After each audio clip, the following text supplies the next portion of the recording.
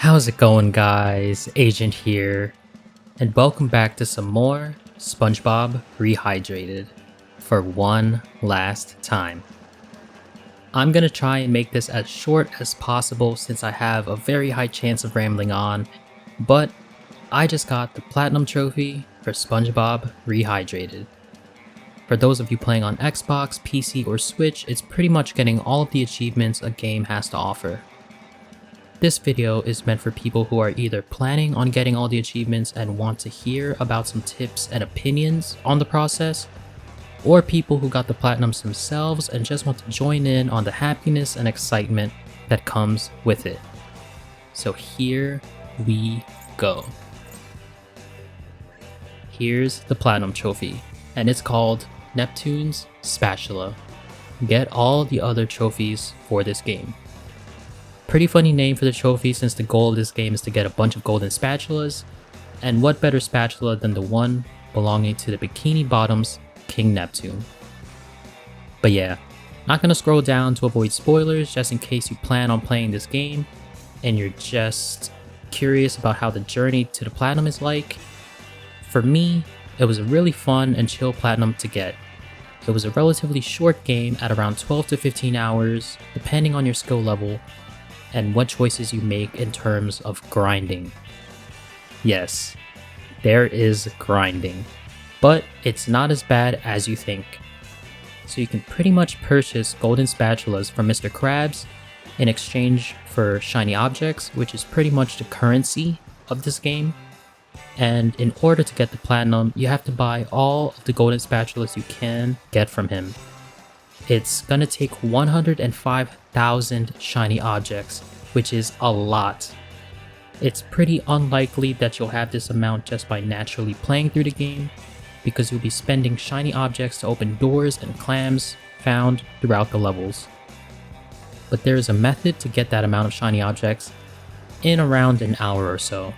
I'll put a link in the description if you're curious about what that is, but it basically involves hitting 3 big groups of tikis found in the Goo Lagoon using your crew's bubble ability. I'll show it real quick right now. So you come over here to the top of the sandcastle next to this checkpoint, over here next to this duplicate Ultron, I think that's what it's called. And you come over here, press L1, use your cruise missile, and you aim for this explosive tiki over here. That'll destroy all the stone tikis nearby. You shoot one up here to the top of the sandcastle, blow that group up, that's your second group of tikis, and then come over here, and that's your third group of tikis. And that should get you around 1,000 shiny objects for every 30 seconds or so. Again, this is not my method. Credit to the guy who I link in the description below. Now, since you get that ability after defeating the second boss and accessing the third part of the game, you can't grind using this method until pretty late in the game.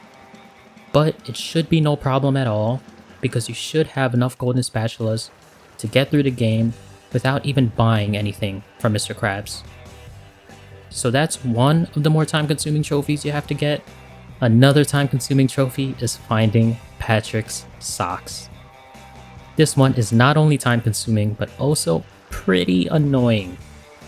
Just like golden spatulas, there are a specific amount of Patrick's socks in each level, but the difference is that golden spatulas are much more easier to find since they are required to progress in the game. The socks are more like a collectible where you can totally miss a bunch of them, and it won't get in the way of you moving on to the next level. But for the platinum, you need to get them all, because just like Mr. Krabs and the shiny objects, you can return 10 socks back to Patrick in order to get 1 golden spatula, and you need all 100 of the golden spatulas. Basically, you need to get all of the golden spatulas to get the platinum, and all the other trophies are just a result of the process of you getting each of those spatulas. Hopefully that made sense. But yeah, back to the socks. They are annoying because they are hidden in so many different ways, and some of them are pretty weird and unfair, to be honest. But if you're really observant, it's totally possible to get all the socks during your first playthrough of the level. Personally, that was the case for me for most of the second half of the game because I took my time and looked around a lot. Plus, I remembered some sock locations from when I played the original game years ago. That might not be the case with you, but it's still totally possible with enough patience. But if you run out of patience, I put another link in the description to a YouTube channel that does really good 100% guides for this game, and you can easily play through the level with him and grab whatever you're missing. Aside from being thorough within the levels, keep in mind that when you're outside of a level and you're just roaming around the Bikini Bottom, destroy everything. I mean everything. You're in Squidward's house? Destroy it. Patrick's house? Destroy it. The Krusty Krab? Destroy it. In the Bikini Bottom, the game rewards you for destroying everything by giving you socks for doing so. These are easy to miss because you can't even see the sock like you can inside of the levels.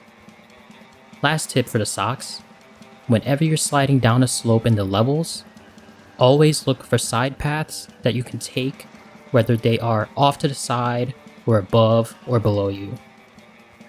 These socks are hard to find because it requires you to have courage to basically jump off the slope, which you think will kill you, but instead will sometimes reward you. Again, this takes patience, especially late in the game where there's either 3 slopes in one level or just one really difficult slope. If you played this game, you know what I'm talking about. I'm ready now, let's go. I'm determined.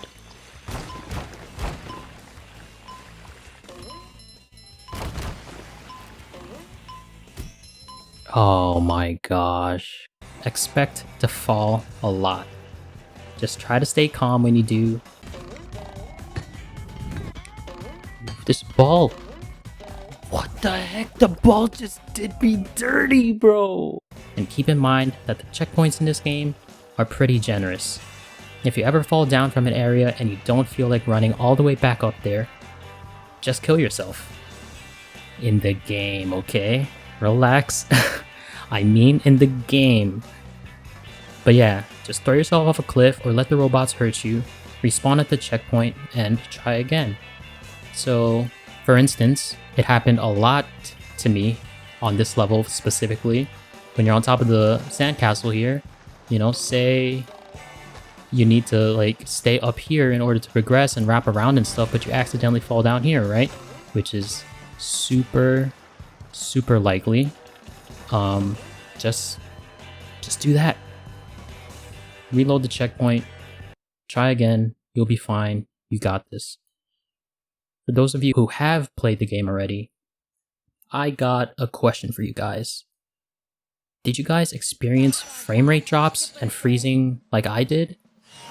I'm pretty good at ignoring these sort of things, but a lot of the times my game would straight up freeze for a second or two, and it would make things really scary because sometimes it would happen in the middle of me jumping to another platform or something like that.